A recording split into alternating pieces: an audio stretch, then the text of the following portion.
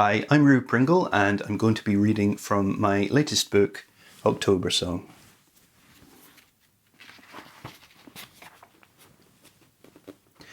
Chapter 1. Selkie. Long, steady, slightly asymmetric paddle strokes. Silvering the choppy sea loch, a bloated moon breaks through racing cloud. Below a dark arm of land to the west, in woods on the far shore, an orange ember marks the site of an encampment. Nearby, the boat that bore its denizens from half a world away is dimly discernible against shadows almost as black. A chill October wind carries fire smoke, MP6 rap music and what could be firecrackers or gunshots over the kilometre or so of open water separating the paddler from the flickering encampment fire. The paddler shivers, an involuntary act which pulls at her wound. She leans forward, bracing her paddle against the ridge of the kayak's foredeck. Shite.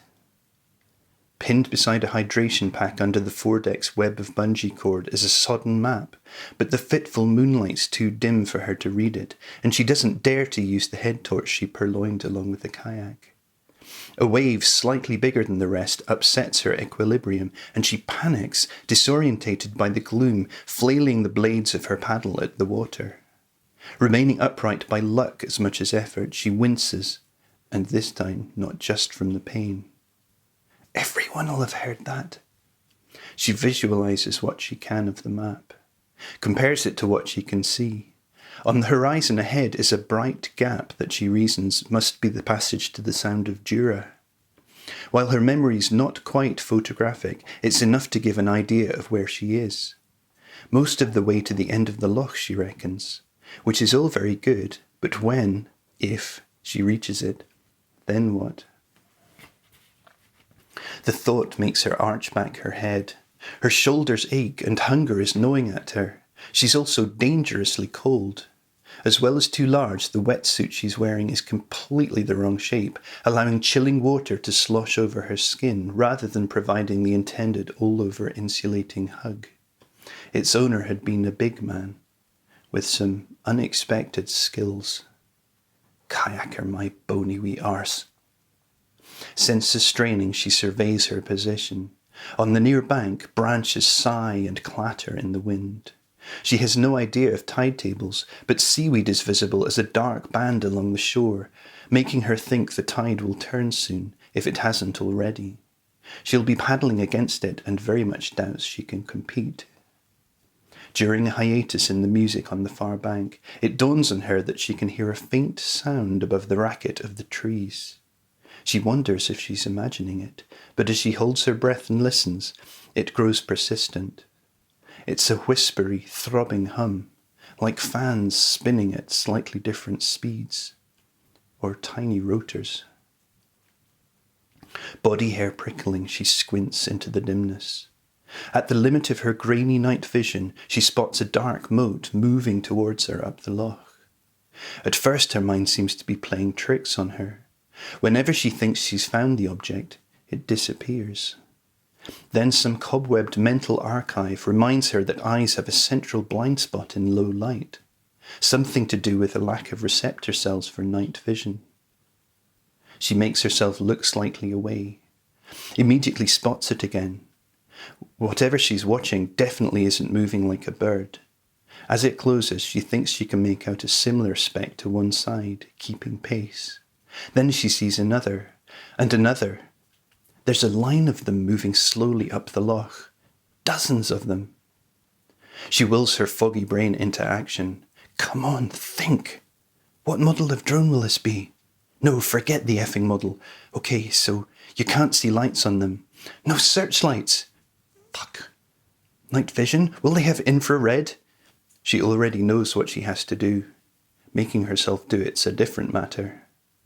At least any doubts she's had have been put to rest. People are hunting her, even here, far from logical escape routes, in a sea loch that's a candidate for the most obscure on the western seaboard. As reality checks go, it's compelling. The fan noise is now clearly audible. Fuck.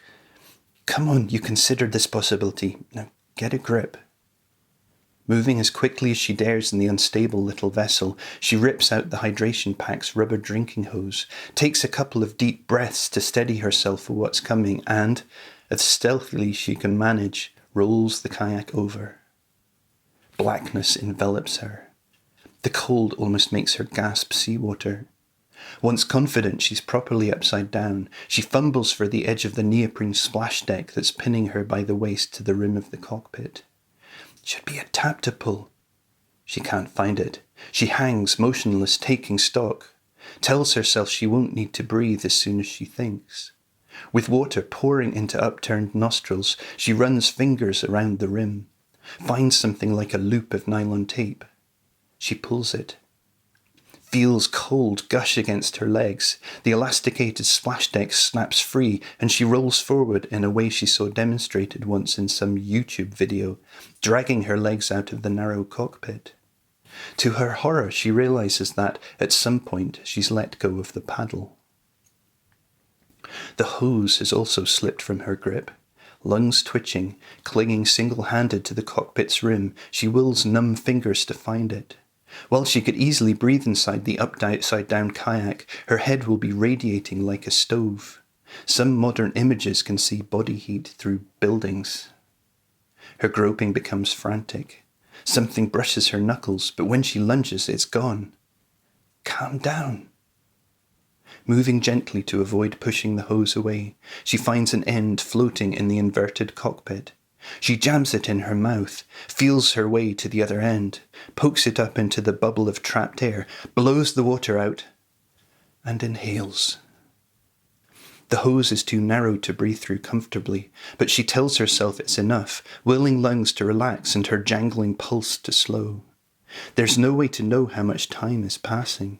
What feels like minutes could be seconds, and she daren't use her watch in case the lights picked up. As a distraction from the intensifying cold, she begins considering what to do next. Options seem few. She's alone, bleeding, and almost certainly hypothermic, in a freezing loch beneath a tiny capsized boat she couldn't control properly, even if she hadn't just thrown away its paddle. With kilometres of unfamiliar coast potentially crawling with surveillance, migrant gangs, local militia, and fuck knows what else between here and her already overdue rendezvous. Oh, and with, as far as she knows, a swarm of very sophisticated autonomous drones already tracking every movement.